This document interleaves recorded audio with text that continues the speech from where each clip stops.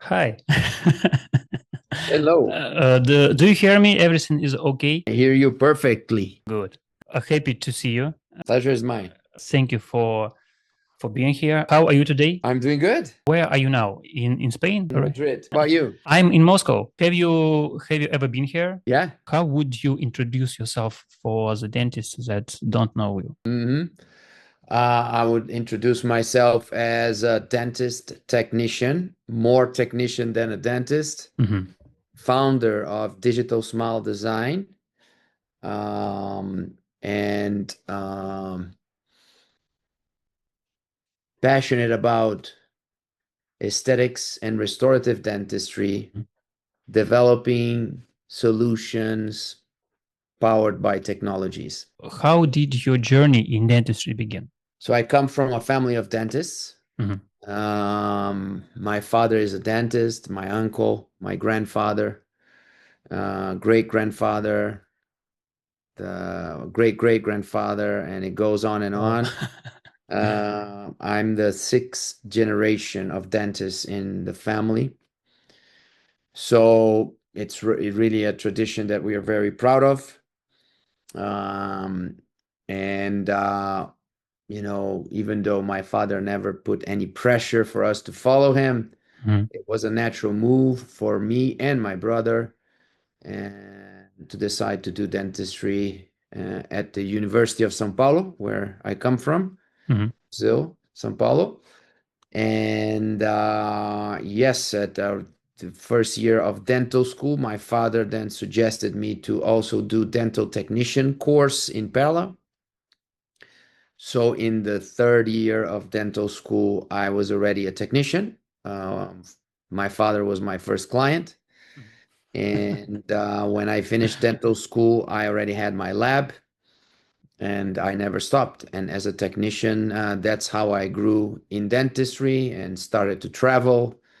And lecturing became my number one passion.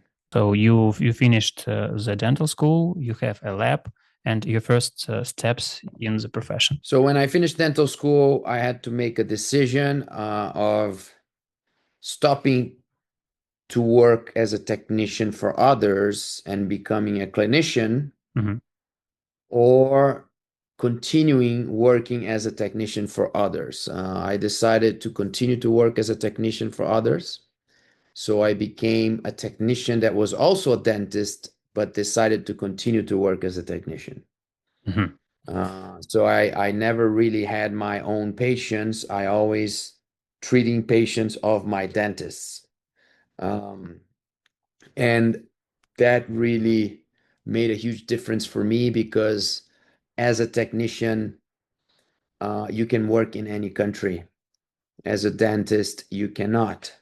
So as a technician, I was able to travel the world and work with many of the most famous dentists in the world.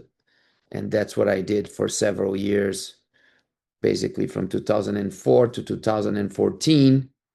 That was my main job, to travel and work inside the clinic with the dentist. So in several different places, I would travel from one place to the other, doing cases with different dentists. It's very extraordinary because a lot of dental technicians they want to become a dentist, and you are a dentist, a dental technician, and you choose the site of the lab, right? Yeah, yeah. Why? I heard that you said that you want to travel, you Mhm, want to work with a lot of dentists. Maybe something else. mhm. Why you choose the dental technician profession? Yeah, it is an unusual decision. Yeah. At the time, people thought that I was crazy because after going through dental school and getting a diploma as a Mhm. doctor, it was like me not leveraging it, not taking advantage of it, right?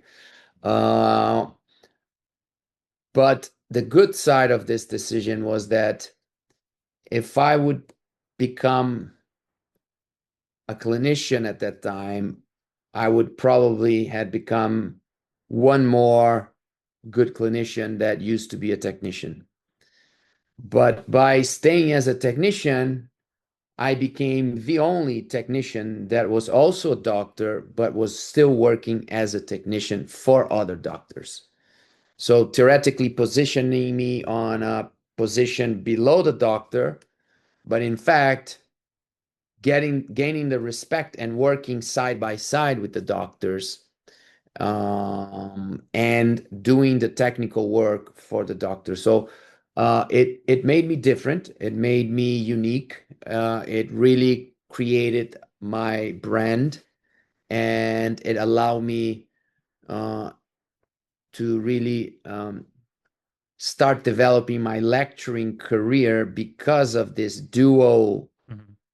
dual degree, let's say, but always speaking from the lab side because that was most of my work. So we didn't have at that time many technicians on the international stage speaking at the same level of the best clinicians that were speaking. So I was kind of among the first ones that were really in an equal situation, defending the lab perspective and also talking about how to improve this collaboration. Can you tell what is studying in medical university in Brazil is looks like for dentists? In dental school, Yes, because I know that in Brazil we have very big dental community. yes, It's like 400,000 dentists, as I know. yes, Yes, yes. it's very interesting for me and for dentists from our country how the studying in dental school Mhm. looks like in Brazil. So yes, dentistry became something very strong and big in Brazil, um, for good and for bad.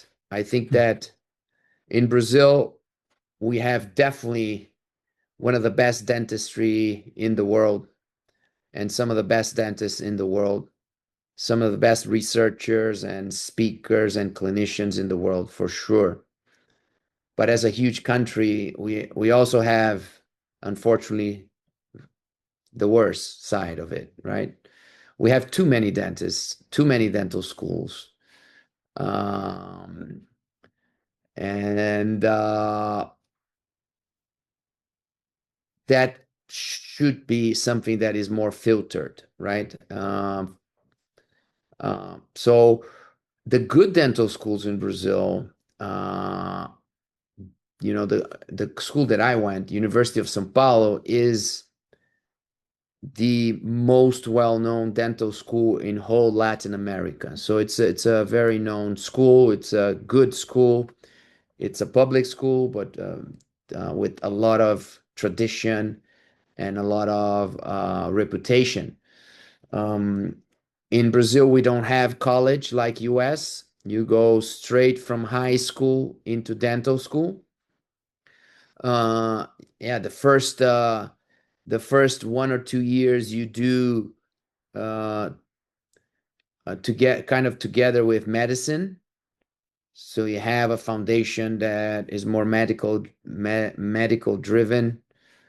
Um, and then one of the advantages is that unfortunately, the poor population is huge. So you have a lot of patients to treat as you're learning, right? Probably in Russia is kind of similar. You have a lot of people in need. So dental schools get this influx of patients, and you can treat a lot of patients. Something that is also very good in Brazil is the non-university related courses. We have a lot of great clinicians that opened their own institutes, and continue education is very, very strong in Brazil. So you have a lot of courses that you can take after dental school. Besides post-grad programs, specialization programs, official programs, you have the non-official continuing education programs that are very, very good. So some of them, people from outside Brazil even come to Brazil to do these courses. So Yeah, if you have the motivation and you have the passion, Brazil is definitely a great place to learn dentistry, high-end dentistry. And what is the price to study in the university in São Paulo and to become the dental technician in Brazil? What is the price for studying? A technician or a dentist? Technician and a dentist. University of São Paulo is public school, so it's completely free. Oh, really? Yeah. There's the best dental schools in Brazil are public, are free, but of course, very hard to get in, right? You have a long list, you have a lot of competition, and at a young age, 17, 18 years old, you need to study a lot to pass the test and get in. But if you get in, it's free, completely free. Then you have the private schools, and we have hundreds of dental private schools that, of course, you have to pay. The good private schools are pretty expensive. Uh,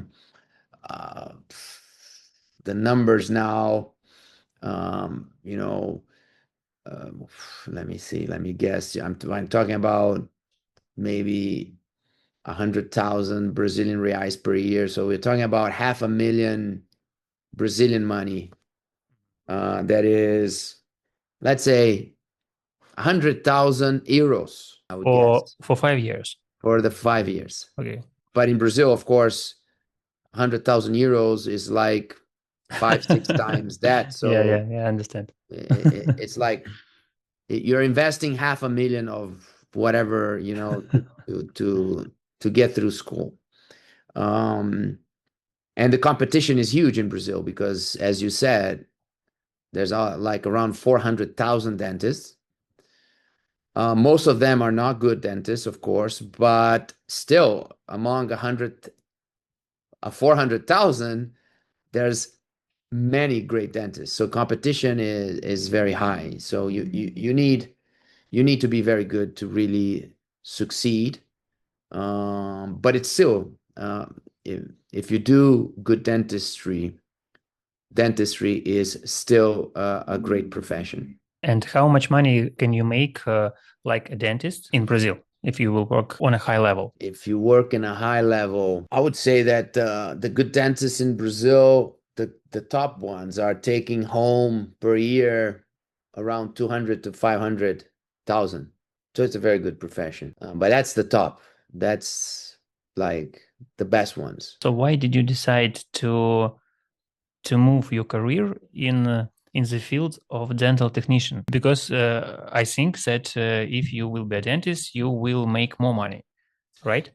Um, uh, some some technicians that became lab owners are doing more than dentists. Mm-hmm. Okay. So you start your journey like a dental technician. You have a diploma of the dentist, right? Yep. And you start your first moves, or you have a lab when you finished the dental school. And I still have it. Yeah. And what were your first steps? During dental school, I started my father always had a in-house lab in his clinic. So of course I started there working for him. And after a few years, I opened my own lab and started to work for him, but as my own lab. Um, and then I got the invitation to join a very famous clinic in US to work as a ceramist, to work as a technician. So when I was 29, so when I was 30, I moved to US and I started to work at this very famous clinic. And they were all also teachers, speakers, international speakers, very well known. So I was doing the lab work, but I was also starting to lecture with them, and that's how lecturing became bigger and bigger for me. You are famous that you are a founder, a creator of the digital smile design. How did the idea of DSD start? The idea of DSD started exactly because of this dentist lab know-how, right? I realized that there was a lot of issues on the communication between dentist and lab. So DSD started as a way for me to improve the communication between the dentist and the technician. Mhm. I realized that um, some of the mistakes that I was doing and some of the cases that were not ideal, we could improve with better communication. So I started to develop techniques and systems for better communication. And as this started to grow, I created my system on how to develop smile makeovers in a more predictable way. Smile rehabilitations in a better way. And because I was starting to use digital tools, that's 2007, 8, I gave the name of digital smile design. How it works? The system at that Yes. time, the first important thing about the system was that I wanted my dentists to take pictures of the face. Mhm. At that time, nobody was doing that Hmm. as a protocol. So, first step is that if the dentist wants me to do a wax up, I want to make my wax up in harmony with the face. So I need the face in the lab. So that's step number one, the face in the lab. Articulator is not enough. The articulator doesn't show the face. So I needed the face. So I created a photo protocol, very simple, on how to take pictures of the face and send to the lab. Then I created my own system to analyze the face. And the second big thing was I transformed my PowerPoint into a dental software at that time. So I developed a protocol on how to use PowerPoint and Keynote to bring the patient's face and start making drawings over it to analyze the face and understand where the teeth should be with the face. So then I created a protocol that I call the 10-step smile frame. That are 10 lines that you need to draw to understand what the face is saying, meaning where teeth and gum should be in the face, what is right and what is wrong. This 10-step smile frame became the foundation for most of the CAD softwares today to develop their smile design protocol. So most of the softwares used my protocol as their foundation to develop their smile design solutions in 3D later on. Mm-hmm. But at that time, there was no 3D. It was just drawings on the computer. And then the next step of my protocol was how do you translate those drawings to the model, to the wax? So I developed a system to make measurements on the computer and measurements on the model to translate the lines to the model and guide your wax up. So it was for the first time what I called a facially driven diagnostic wax up, meaning that following this protocol, you could develop wax ups that once you would try them in the mouth, everything would be on the right place. So that was a big, big, big thing. And that's how my initial courses really went viral all over the world with this concept. Facial pictures, facial analysis, PowerPoint keynote, smile frame lines, digital measurements, analog measurements, guide your wax up, design the wax up, try it in the mouth, and everything is correct. That's how the first DSD workflow was developed. And of course, that then with the rise of 3D software, we moved everything into digital, everything into 3D. But the beginning was 2D digital, 3D analog, wax ups. How do you connect the things? But the goal, the intention is still exactly the same. Develop smiles in harmony with faces. And how you move it to the 3D? So of course, so the initial courses 2008, 9, 10, 11, Mhm. when we were around 2012, we were using CEREC for 3D, the beginning, and we of course realized that we needed to go fully 3D. It made no sense to wax up with your own hands. Mhm. So we started to try to combine the keynote slide inside CEREC to try to do the 3D copying the 2D. That's what we call the 2D 3D connection. Um, we developed a few solutions. Of course, companies at that time didn't really understand what we were trying to do, didn't really give us space to develop it. It's interesting because nowadays, absolutely every software company does exactly the concept that we developed 10 years ago or 15 years ago.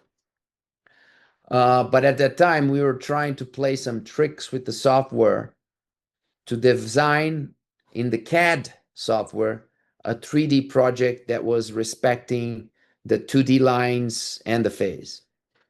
Uh, but the magic really happened in 2013 when I met the owners of a software called Nemotech. Nemotech was a 3D software that was known in the orthognathic world, not in the smile design restorative world. But then they were the first ones to be opened to my ideas.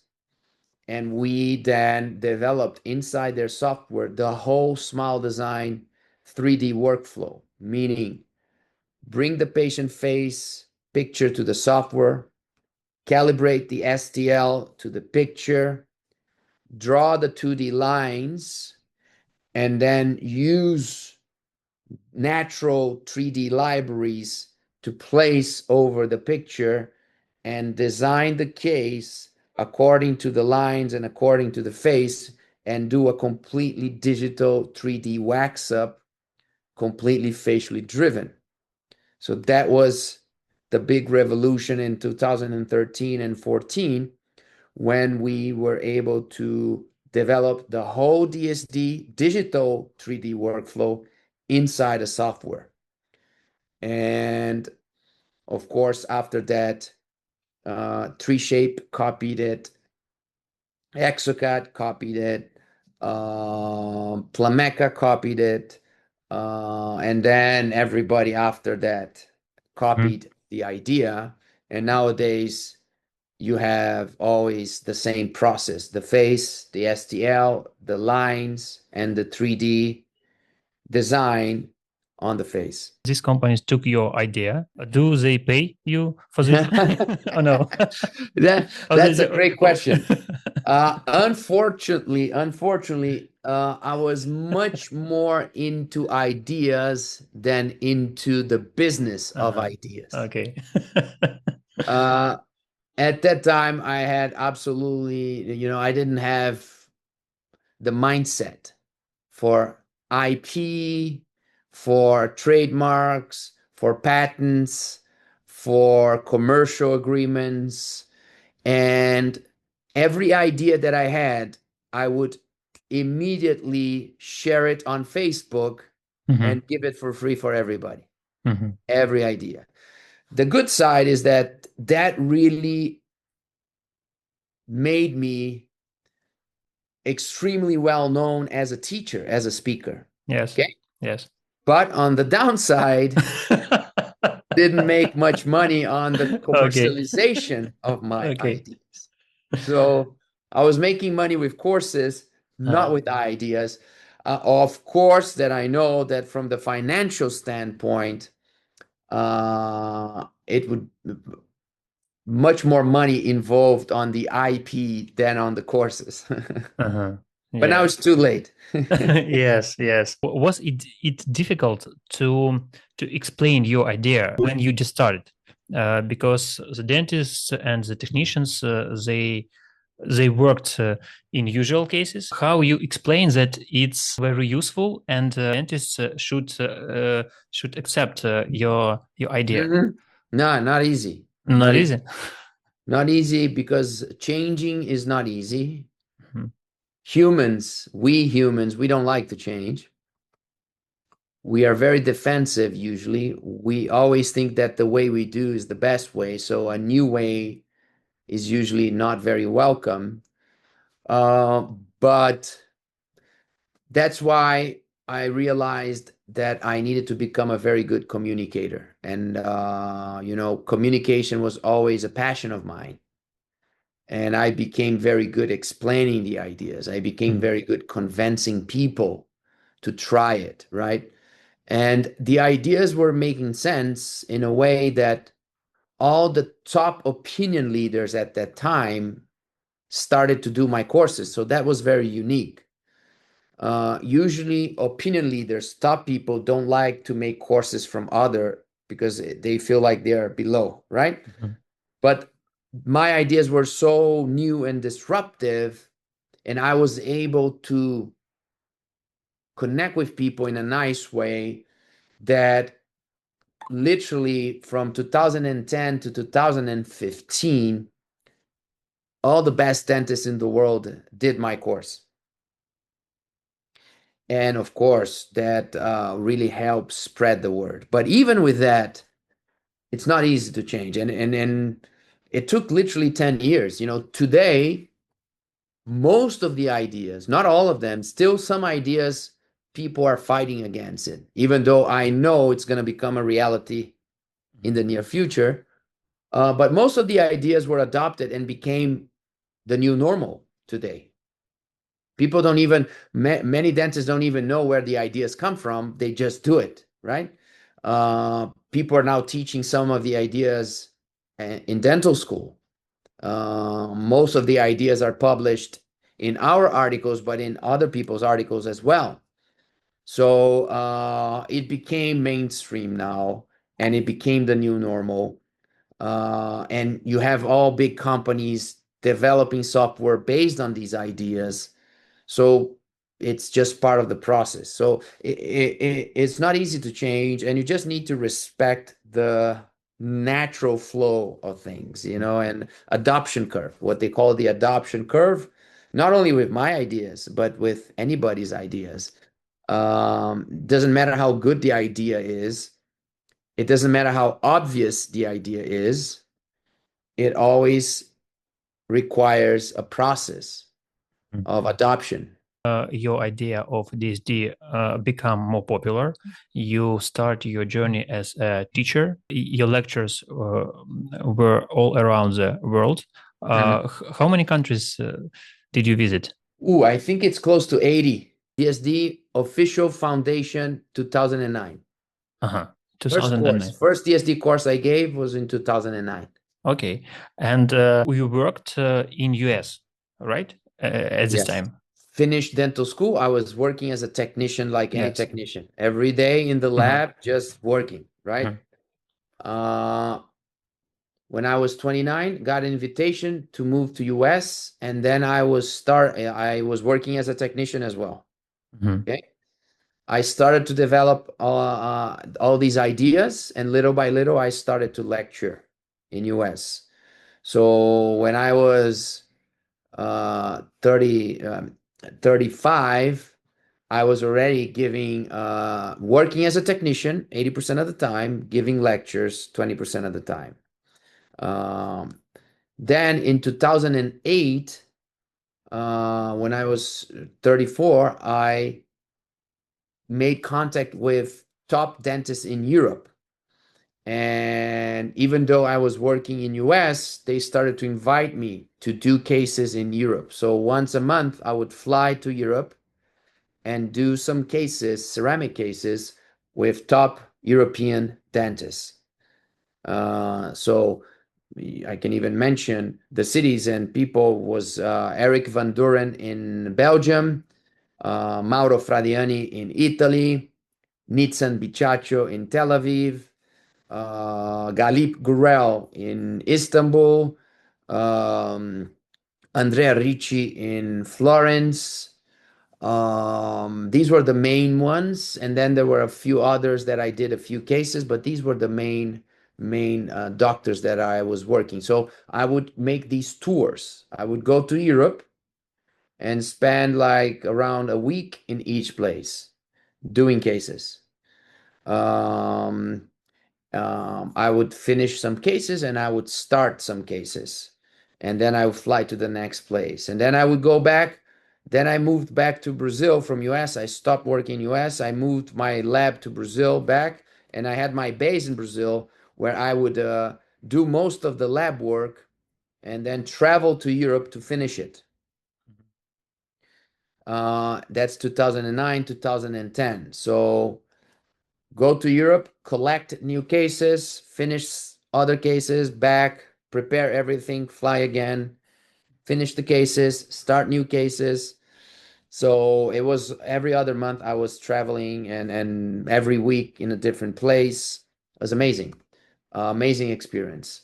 At that time, I started to lecture more and more because I was doing cases with all these amazing dentists, famous dentists, and they were showing my work all over. So I started to get invitations. The first topic actually, there was three topics that I was actually lecturing a lot before DSD. The main one was the artificial pink hybrid restoration. So I became famous not for DSD, but before DSD because of the pink hybrid restorations and several articles that I wrote about this technique on how to do artificial pink on partial implant restoration. So I developed a whole technique, the surgical approach, the prosthetic approach, and the lab approach to make restorations with artificial pink look beautiful. Mhm. And And can you that went and can you talk more about this idea? so that this idea of artificial pink Uh-huh. started in the late 90s when I was still in Brazil. And I started implants, of course, were starting to grow. Mhm.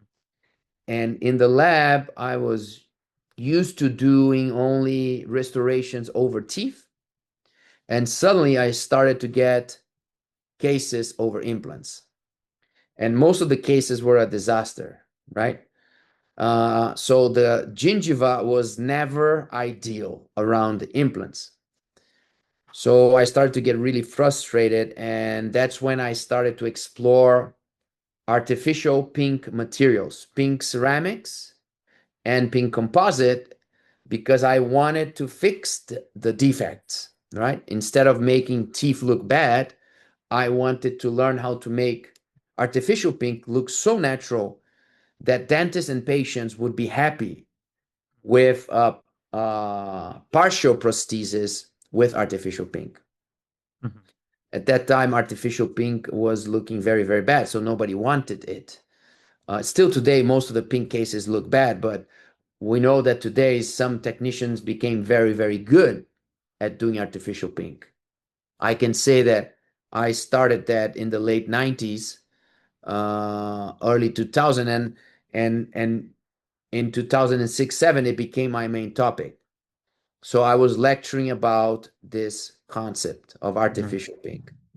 Then I was lecturing about ceramics a lot, had a very strong collaboration with Ivoclar.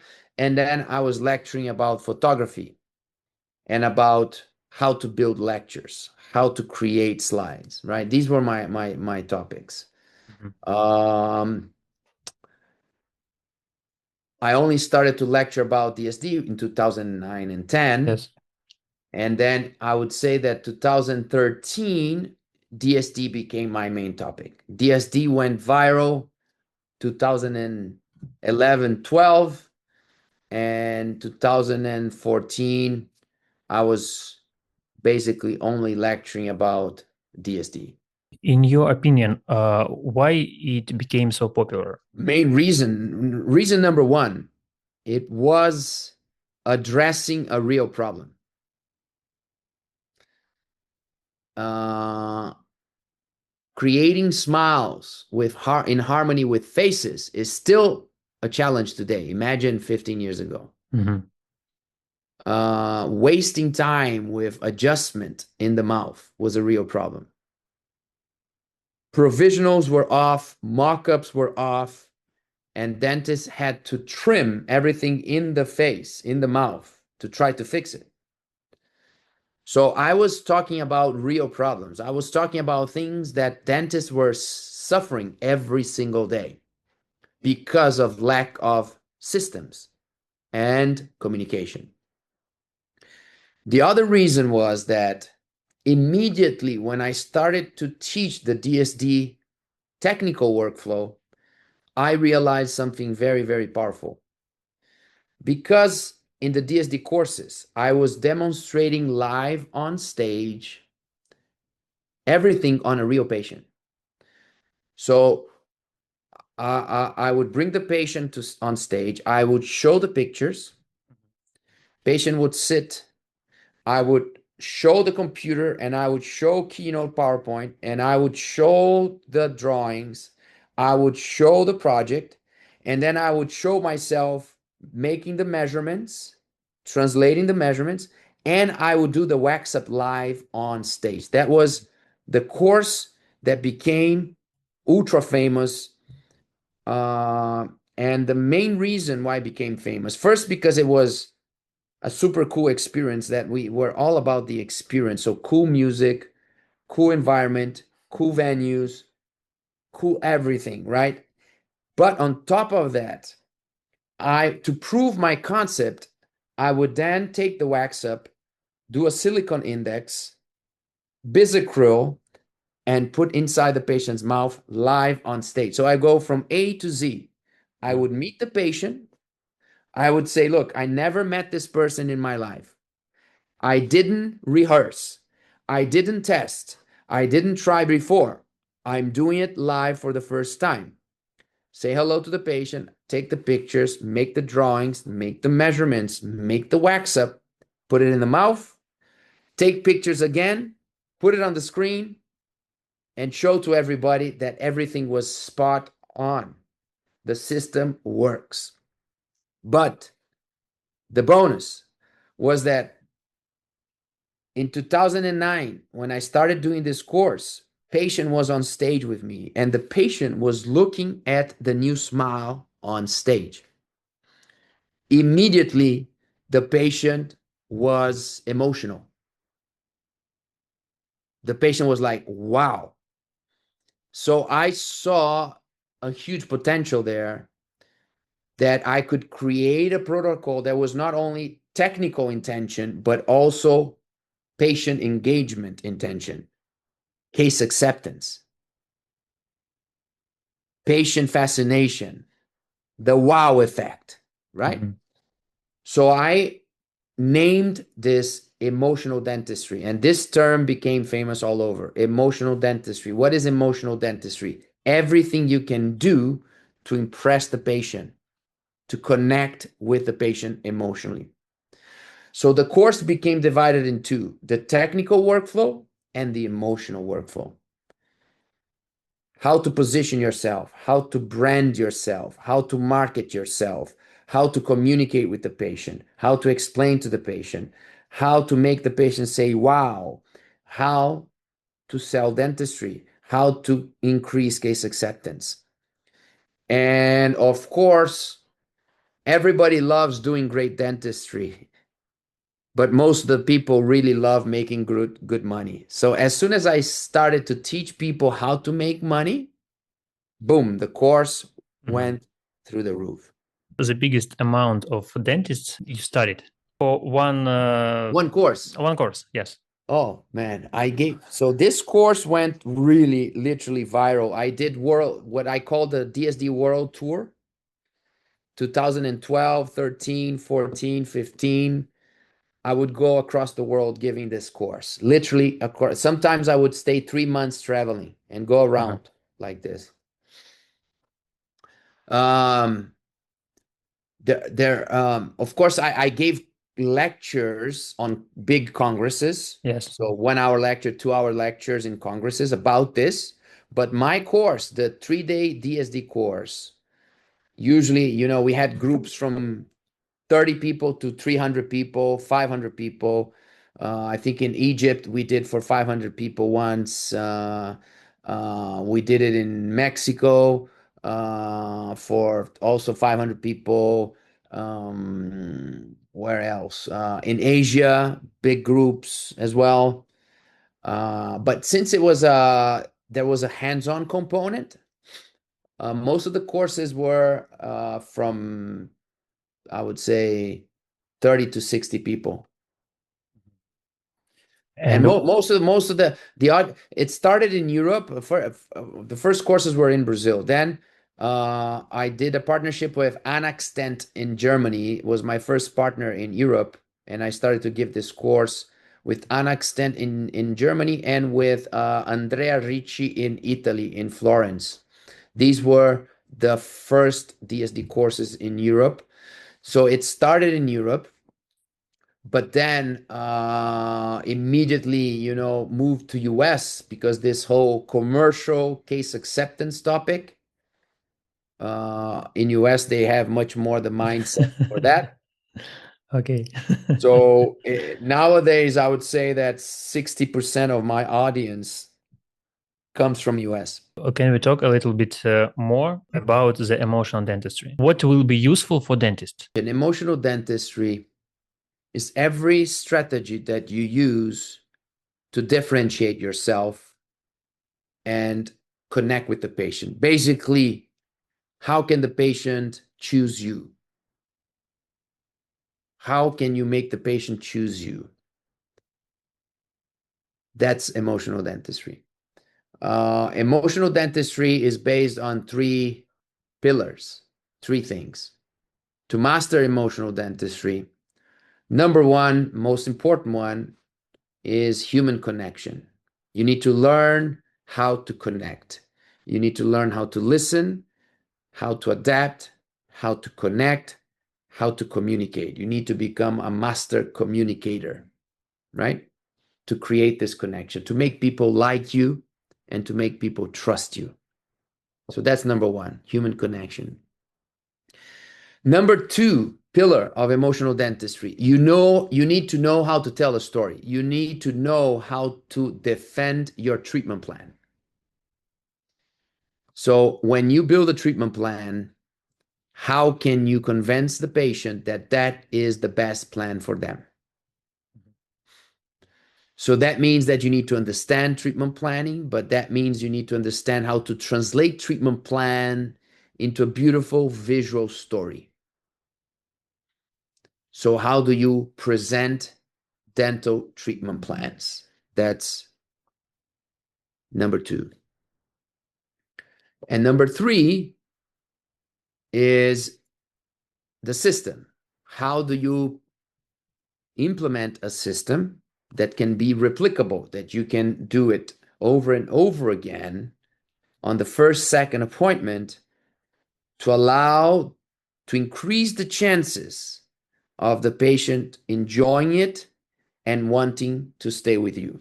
Can you name some tips for communication? How to improve your communication with patients? I think that the main tip in terms of communication is to rehearse in your mind before it happens. So visualize the situation that is about to happen and visualize yourself in the situation in front of the patient. And then rehearse your speech, rehearse the strategy, imagine the story, imagine what you're trying to convey, what you're trying to convince. Imagine the reaction of the patient. Imagine your reaction to the reaction. Imagine the objection. Imagine the criticism from the patient. Imagine the tough situations and rehearse how to overcome these situations. So you mentalize success. You mentalize how the situation will happen. You anticipate that.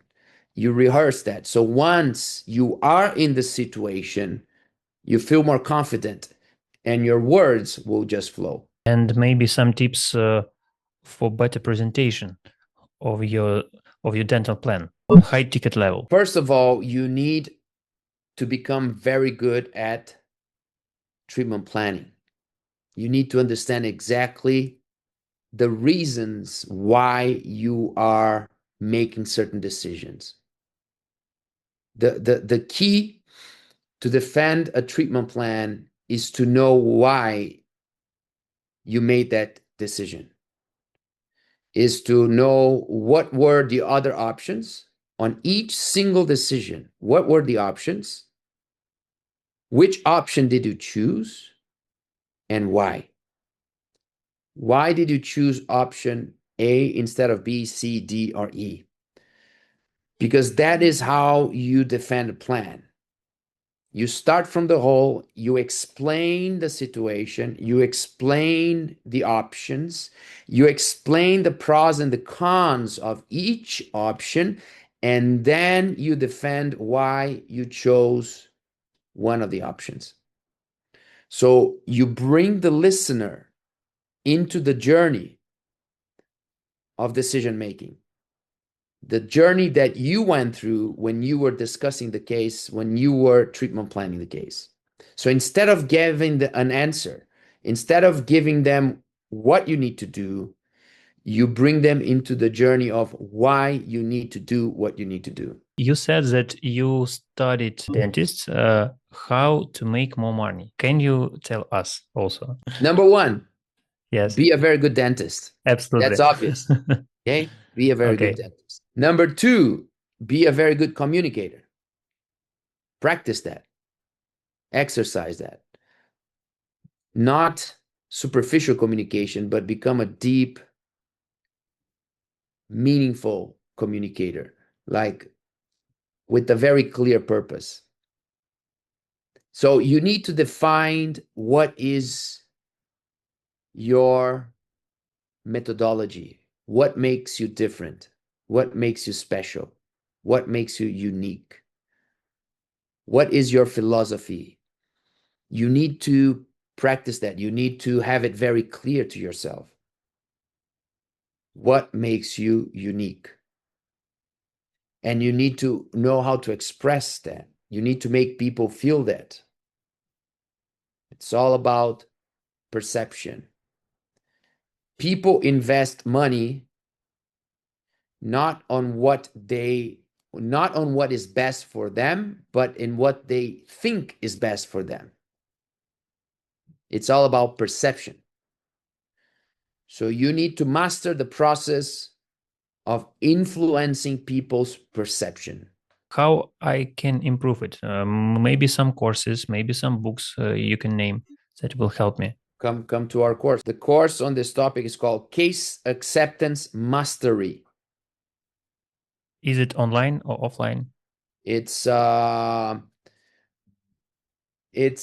person, but it will be online this year, towards the end of this year. You do this course, this is the best course on this topic. Okay. What are the main parts of your life nowadays? You have a lab, you said, right? Yep. In Madrid. DSD is a lab here in Madrid. What else? Education. Mm-hmm. So half of the time I spend in the lab, half of the time I'm involved with our education project, our courses, online education. We have an online platform. Education involves the community as well. We have a big community. So I spend a lot of time interacting with the community, mentoring the community, sharing content online. So content generation, 1/3, education, 1/3, the lab, 1/3. So you are working in a lab like a technician, or you are just an owner? At this time, I'm involved on the quality control training Mhm. and training our technicians and quality controlling the work. What is the price if you will do the porcelain varnish 300 euros per restoration. doing by you, right? My team here, quality controlled by me. Yeah. What is the price if you will make it? Always Or the same. you The same process. okay. The Or same you process. don't work I work like as this. part of the process. So we have Okay. smile designers, we have CAD Mhm. designers, we have finishers, and Mhm. then we have quality controllers, and I'm overseeing the whole process. How many restorations you make per month in your lab? We make around 500, 600 restorations per month. This is only on the ceramic side, but then we have the planning center where we plan. We plan. So dentists are using us as a planning center. They plan the cases with us. They plan surgery. They plan ortho. Of course, they plan restorative as well. Mock-ups, guides, aligners, splints, everything. We do everything. You made many good ideas on the dental field. And in your opinion, what way will dentistry move in like 5 years, 10 years? What will be new in the dentistry? What will be new? Yes, new. Maybe Of course. something digital. No, digital is just gonna evolve. Digital is gonna continue to evolve. Digital is gonna become more and more simple, more and more automated. So step by step, some steps will be automated, and on top of that, AI will start to make decisions for us or help us make decisions little by little, more and more. So this is just a continuing journey process of becoming more digital, becoming more simple, becoming more automated, and then making better decisions with the help of AI. So this is just one continuous improvement that will happen year after year, right?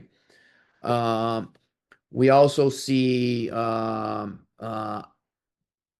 guided procedures growing. So we're going to see navigation, and then even robotics will start to play a role little by little in a few years. But the more short-term change is AI helping with non-clinical topics, meaning AI helping you to run your practice, run your business.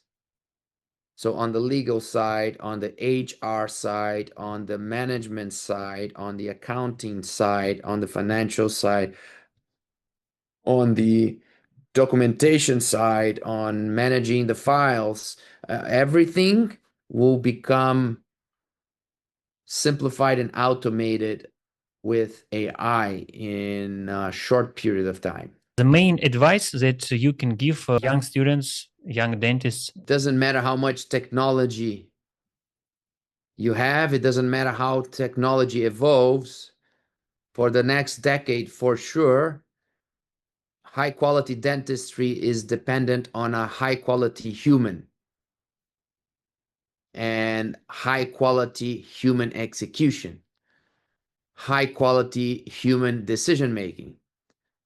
So invest on becoming a great clinician with great know-how and great skills. There's no shortcut. Thank you so much. I'm very happy to talk with you. Thank you for your time and have a good day. Bye bye. My pleasure. Stay in touch. Bye bye.